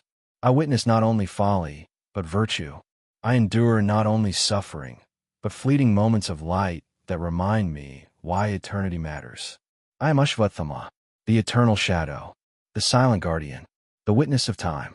And the curse has not ended, but I have learned to walk with it. Human life is fleeting, fragile, and beautiful in its impermanence. I have walked among generations, observing love, joy, sorrow, and ambition, knowing that each moment will pass, that each life will fade, and yet, memory endures. I carry every face, every word, every act of courage or folly, as though the world itself cannot forget, even when mortals do. Immortality is the witness of impermanence, the keeper of what would otherwise vanish. I have watched children play under the sunlight, only to grow into adults burdened by responsibility and grief. I have seen lovers embrace, only to part, leaving echoes of longing in the quiet of the world. I have seen empires flourish, then crumble, leaving ruins that whisper of ambition and pride. And I remember it all. Every fleeting joy, every sorrowful tear, every heartbeat of a world that moves on, oblivious to the witness who endures. Yet in this transience, I also see hope. The world forgets, and so life renews itself. A child learns compassion that a previous generation could not. A teacher instills wisdom that surpasses the lessons of centuries past. A small act of kindness reverberates far beyond its moment. These brief sparks illuminate the darkness, showing me that impermanence does not negate value, and mortality does not diminish significance. The curse I bear is a constant reminder of consequence. Each action I have taken, each life I have touched or failed to protect, is etched into my being. Memory preserves the lessons of Kurukshetra, the sorrow of my father's death, the betrayal that bound me to eternity. And yet, it also preserves beauty, moments of courage, restraint, and love that endure despite human impermanence. I walk through the world with both grief and hope intertwined, understanding that both are essential to the tapestry of existence. I sometimes linger in the quiet of forests or beside rivers at dawn, observing the interplay of light and shadow. The world awakens, unaware of the centuries I carry within me. Birds sing, children laugh, waters flow, fleeting yet eternal in their cycles. I am present and yet removed, observing the transient dance of life, while preserving memory beyond the reach of time. This is my paradox, my curse, and my gift. Even despair, I have learned, hold value. I have witnessed hearts break, communities crumble, and hope falter. But these moments of darkness sharpen the light, revealing resilience, courage, and compassion that might otherwise remain hidden. I have seen mortals rise above adversity in ways that echo the lessons of Kurukshetra, and I have guided them subtly, preserving the balance between despair and hope. These acts, unseen yet consequential, remind me that immortality, though burdensome, carries purpose. Soft pause, gentle flute, distant temple bells, night wind through trees. I have also observed mortality in its most poignant forms. The final breath of a loved one, the quiet acceptance of loss, the fleeting tenderness of parting. All are reminders that life is precious precisely because it is impermanent. I feel these moments deeply, not as one who can die, but as one who remembers everything, endlessly. Each sorrow is sharper, each joy more fragile, each act of kindness infinitely precious. Through memory, I preserve both the light and the shadow of human existence. I remember the courage of warriors, the wisdom of sages, the love of families, and the pain of betrayal. And in these memories, I find meaning. Immortality does not merely prolong existence. It allows understanding, reflection, and the subtle shaping of consequence through quiet guidance. I endure not merely to witness, but to preserve, to influence, and to ensure that the lessons of impermanence are not lost. There are moments when I walk among mortals and sense the echoes of Kurukshetra in unexpected forms. A young soldier showing restraint, a child offering compassion, a community choosing unity over division. These fleeting moments resonate with the wisdom and sorrow of centuries past. I observe, guide subtly, and preserve their impact silently. Though the world forgets, I remember. Though lives fade, lessons endure. Though sorrow persists, hope remains. Immortality has revealed the eternal cycles of consequence and choice. Every action matters. Every life carries significance, and every moment holds the potential to echo far beyond itself. The curse, though relentless, has shown me the profound interconnectedness of all things. Joy and sorrow, life and death, virtue and folly. I walk the earth as the eternal witness, the shadow that preserves memory, the silent guardian of the lessons mortals often forget. And so, I continue my journey. Through centuries and millennia, through forests, cities, and villages, through the quiet corners of a world largely unaware of my presence. I am Ashwatthama, the forgotten god, the eternal witness, the bearer of sorrow, and the preserver of memory. I endure grief, witness hope, guide subtly, and carry the weight of centuries in my heart. The world changes, yet human nature remains constant. Pride, love, courage, grief, and folly repeat endlessly, and I endure alongside them. My curse is eternal, yet it teaches patience, purpose, and the value of memory. I walk not only to endure, but to preserve the lessons of impermanence, to honor the cycles of consequence, and to bear witness to the human soul in all its complexity. I am Ashwatthama, the eternal shadow, the silent guardian, the witness of time, and the curse will never release me. The modern world pulses with life in ways unimaginable in the times I once knew. Cities rise like mountains of glass and steel, lights burn through the night, and humans move with speed that rivals the arrows I once loosed. And yet, the essence of humanity remains unchanged. Pride, love, ambition, and sorrow persist, echoing the same lessons I have carried for centuries. I walk among them, unseen, a silent shadow observing the endless cycles of human endeavor. I witness moments where small choices can shape destinies. A leader deciding between vengeance and justice, a parent teaching patience to a restless child, a stranger performing a quiet act of kindness. These ripples of choice remind me that influence need not be grand to be profound. I guide subtly, nudging where possible, whispering advice that manifests not in words but in insight. Mortals rarely notice, yet the world bends slightly toward balance with each small act I touch. Soft pause, gentle night wind, distant river, faint city sounds. I once observed a community struck by disaster, fear spreading like wildfire. Panic and grief threatened to engulf them, yet subtle intervention shifted the tide. A timely suggestion I planted in the mind of a village elder prevented conflict. A child's instinctive courage, inspired by a fleeting presence they never understood, became a beacon for others. These moments of imperceptible guidance are my solace, proof that though cursed, I can leave traces of light in a world that otherwise forgets. Yet sorrow is never far. Even amidst kindness, human frailty persists. Pride blinds, anger consumes, and ambition overflows. I have seen cities erupt in conflict, families torn by envy, and hearts hardened by betrayal. Immortality grants me memory, but does not spare me grief. Each act of cruelty resonates as sharply as it did on the battlefield of Kurukshetra, and I bear it in silence, carrying the echoes of suffering through centuries. I find moments of wonder in the quiet corners of the modern world.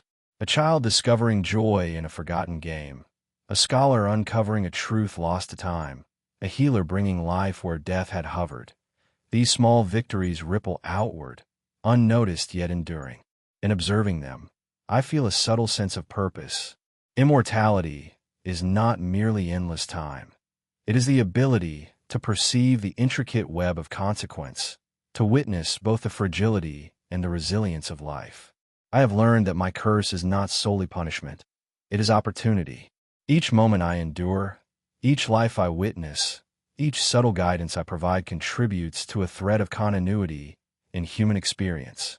Mortals forget, empires vanish, and history fades, but memory persists in me. Through this memory, I preserve not only sorrow but wisdom, courage, and virtue, ensuring that fleeting acts of light are not entirely lost to time. I sometimes follow individuals whose hearts resonate with honor, compassion, or courage.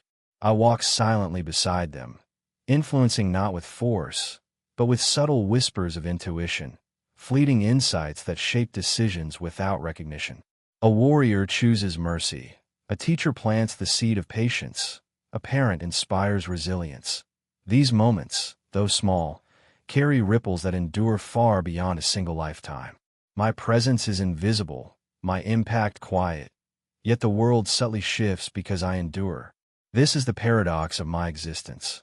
Unseen yet influential, burdened yet purposeful. I have walked through centuries of grief and despair, yet I persist, preserving the lessons of the past and guiding the present. Immortality, once a curse I loathe, has become both a lens and a responsibility, a way to witness the eternal interplay of virtue and folly, grief and hope. I observe the modern world and see echoes of Kurukshetra everywhere. Ambition leads to conflict, pride breeds folly, yet courage and compassion emerge even in the darkest moments. Immortality allows me to perceive these cycles with clarity. I do not intervene openly. That would disrupt the natural flow of consequence. Instead, I guide subtly, preserving the balance, protecting the lessons hidden within chaos, and ensuring that virtue, however quiet, endures. In these moments, I feel the faintest warmth of purpose. My curse no longer only binds me to grief. It links me to the continuity of life, the preservation of wisdom, and the subtle shaping of destiny. The centuries have not dulled my perception. They have sharpened it, allowing me to witness patterns unseen by mortal eyes. And in this awareness, I find a measure of solace, an understanding that my endurance is not meaningless, that memory, even burdened with sorrow, carries eternal significance. I am Ashwatthama, the forgotten god, the eternal witness, the silent guardian of memory and consequence. I walk through modern cities, rural villages, and quiet forests, unseen yet ever present. I endure sorrow, observe hope, guide subtly, and preserve the lessons the world forgets. The curse is relentless, yet it teaches patience, endurance, and the subtle power of influence. I have walked with grief, yet I have discovered quiet purpose in the shadows. I am both observer and participant, bearer of memory, and witness of humanity. I endure centuries of sorrow, yet I also witness courage, compassion, and virtue that echo across generations. Mortals live and die unaware of me, yet the patterns of their lives resonate through time, shaped in part by my presence, guided subtly by centuries of observation and understanding. I am Ashwatthama, the eternal shadow, the silent guardian, the witness of time, and the curse will never release me. Time stretches endlessly before me, and yet it is neither empty nor void. Every moment, no matter how fleeting, carries weight. I have observed the birth and death of countless lives, the rise and fall of empires, the laughter and tears of humans whose names vanish in history, but whose essence persists in memory. Immortality has made me a guardian of these echoes, a witness to patterns that repeat, yet never truly stagnate. I have come to understand that my curse is also a gift. It allows me to perceive the subtle interplay of human choice and consequence, to see where light can persist amidst darkness, to preserve lessons that the world would otherwise forget. The centuries are heavy, yet in their weight lies clarity, that even the smallest act of virtue, the quietest gesture of kindness, resonates through time far beyond immediate perception. I have observed humans in moments of despair and found glimpses of profound courage. A child facing hardship with unbroken spirit, a healer tending the sick despite exhaustion, a stranger offering shelter in a storm. These acts, small and unnoticed, ripple silently across generations. I am present in these moments, unseen but influential, preserving balance and light in ways that mortals can neither measure nor comprehend. Sorrow accompanies me still. Immortality does not erase grief. It preserves it, sharpens it, and engraves it upon the soul. Yet alongside sorrow exists purpose. To endure is to observe, to preserve, and to act subtly when opportunity allows. I am neither a hero nor a savior. I am a guardian of memory, a quiet guide, a shadow moving through centuries, carrying lessons the world forgets. I sometimes reflect upon the fleeting nature of mortal life and marvel at its beauty. Each heartbeat, each breath, each decision is imbued with significance precisely because it is impermanent. Mortals often fail to appreciate the brevity of their existence. Yet in their imperfection, there is resilience. I have observed courage, honor, and compassion manifest even in the darkest circumstances, proving that impermanence does not diminish value, it amplifies it. The curse grants me memory, but it also grants wisdom. I have learned to see patterns invisible to those bound by a single lifetime.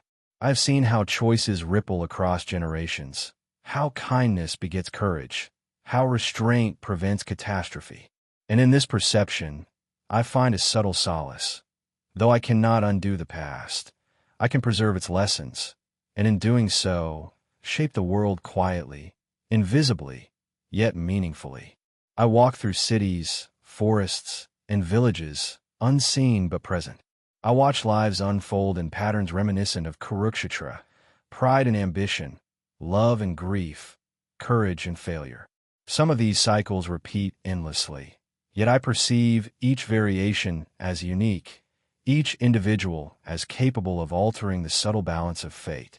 My immortality allows me to witness the continuity of consequence, and though my presence is silent, my influence can be profound. Even in solitude, I find purpose. The weight of centuries is immense, yet it sharpens my perception.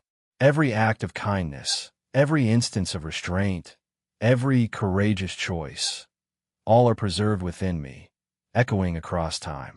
I am the silent witness, the guardian of memory, the bearer of grief and subtle hope.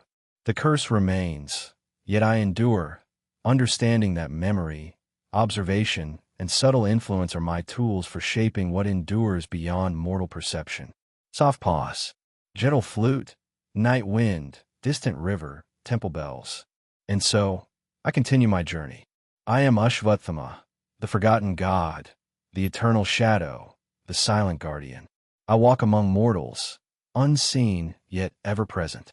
I endure sorrow, observe hope, guide subtly, and preserve the lessons of humanity. The world forgets, yet I remember. Lives vanish, yet memory persists.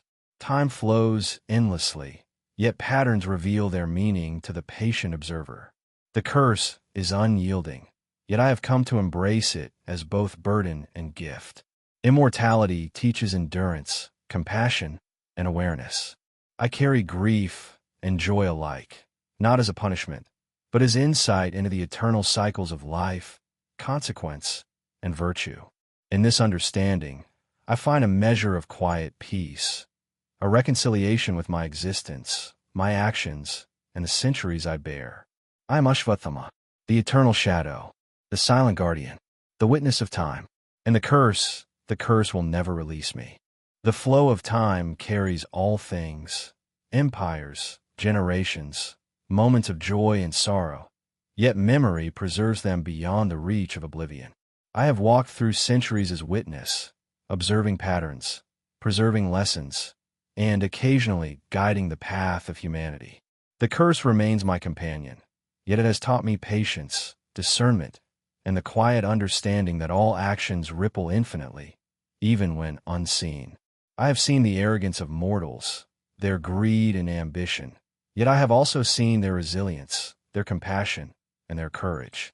The world is neither wholly good nor entirely corrupt.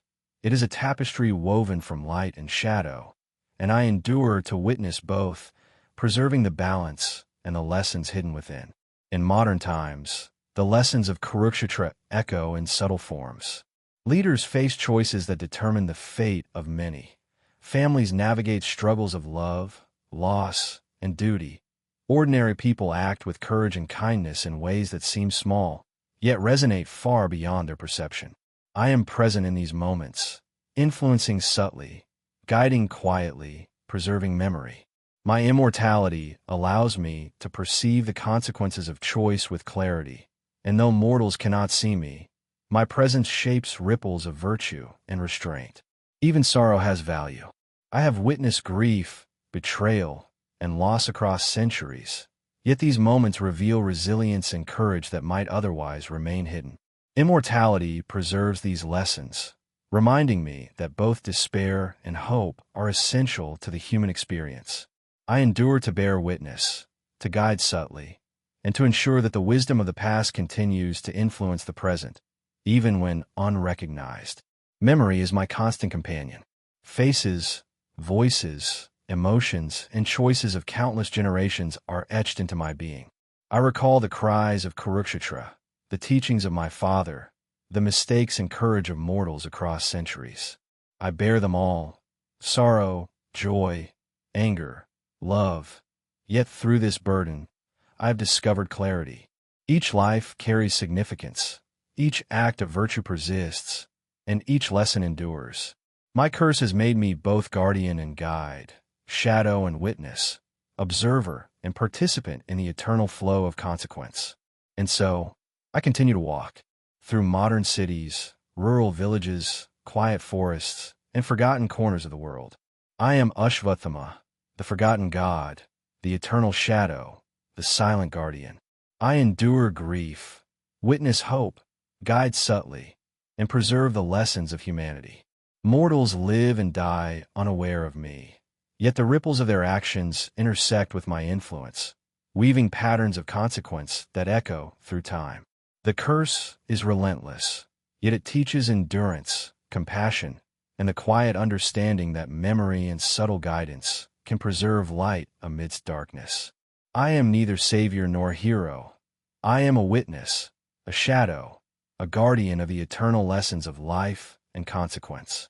I am Ashwatthama, the eternal shadow, the silent guardian, the witness of time. And the curse will never release me. There are nights when the world feels still, when the stars shine as they did over Kurukshetra, and the moon casts silver light over forests and rivers. In these moments, I feel a faint whisper of peace. Not release, not freedom from the curse, but a quiet understanding that sorrow, grief, and memory are not burdens to be cast off, but threads that weave the fabric of my existence. Immortality has taught me that endurance itself is a kind of grace. I have walked for centuries carrying grief that never fades, yet I have also witnessed acts of courage, love, and compassion that endure far beyond mortal perception. I have guided silently, preserved memory, and observed the ripple of human choices. And slowly, I have come to understand. The curse, though relentless, has given me purpose. It has allowed me to perceive the delicate balance between light and shadow, hope and despair, action and consequence. I remember countless faces, the warriors of Kurukshetra, my father Dronacharya, friends lost to ambition and folly, mortals I have observed across the centuries. Each memory carries sorrow and joy alike. I have learned to carry them with balance, without letting grief dominate my spirit. For in balance, there is serenity. In understanding the cycles of consequence, there is acceptance. In observing both light and shadow, there is peace. Sometimes, I find myself beside rivers or beneath ancient trees, watching the world move as it always has. Children laugh and play. Families gather in warmth. Strangers perform quiet acts of kindness. All fleeting, yet all eternal in the web of memory I carry. I endure alongside them, a silent guardian, preserving lessons of courage, virtue, and compassion. Though I am unseen, my influence ripples through time, subtle yet profound. Soft pause, gentle flute, night wind, distant river, soft temple bells. I have learned that forgiveness is the key to peace. Forgiveness for myself, for those I have wronged, for the world that forgets and repeats its mistakes. The curse preserves memory, yet it also allows understanding. I have walked through centuries of sorrow, yet I have discovered that forgiveness softens the burden without erasing the lessons. In this quiet understanding, I have begun to reconcile with my immortality, embracing it as a lens through which the eternal cycles of life and consequence are revealed. In the silence, I reflect on the human heart, fragile, flawed, and yet capable of profound courage and compassion. Mortals falter, yet they rise. They stumble, yet they learn. They fail, yet they love. Observing this resilience, I am reminded that memory is not only sorrowful, it is also a vessel of hope. My curse preserves both. I endure grief, yet I also carry the faint glow of possibility that persists through time. Solitude has become my companion, and with it, serenity. I walk through forests, along rivers, through cities where lights flicker like stars, observing the world with quiet awareness. Each choice matters. Each act of virtue, however small, is preserved. Each failure, each sorrow, carries lessons. Immortality allows me to witness the interplay of all things and to understand that grief and joy, despair and hope, are inseparable threads woven into the tapestry of life. Even amid sorrow, I feel moments of quiet warmth. A child learning compassion, a scholar discovering wisdom, a stranger extending kindness. These moments, brief yet enduring, remind me why I continue. My curse has not taken meaning. It has revealed it. I am not merely condemned to endure. I am entrusted to observe, to preserve, and to guide in ways subtle, unseen, yet consequential. And so I walk, through the centuries, through forests and cities, through the quiet corners of the world. I am Ashwatthama, the forgotten god, the eternal shadow, the silent guardian. I endure sorrow, witness hope, guide subtly, and preserve memory. The curse remains, unyielding, yet it teaches patience, endurance, and the quiet power of influence. I have come to understand that immortality is not merely suffering, but also the gift of perception, reflection, and subtle action. I am both shadow and witness, observer and participant, bearer of grief and preserver of light. Mortals live, struggle, and forget, yet the echoes of their lives endure in memory, my memory. In this, I find quiet serenity, a calm acceptance of my role, and a gentle peace within the endless cycles of time. I am Ashwatthama, the eternal shadow, the silent guardian, the witness of time, and the curse will never release me. Centuries have passed, and yet the world unfolds as it always has. Light and shadow, joy and sorrow, hope and despair. These cycles repeat endlessly, yet each iteration is unique. I have walked through it all, observing, preserving, guiding subtly, carrying the lessons of the past and the faint glimmers of possibility for the future. Immortality has made me a guardian of memory, a witness to consequence, and a silent presence in a world that forgets so easily. I meditate upon time, upon consequence, upon the impermanence of mortal life. Each action matters. Each choice carries weight. Each act of kindness or cruelty reverberates beyond immediate perception.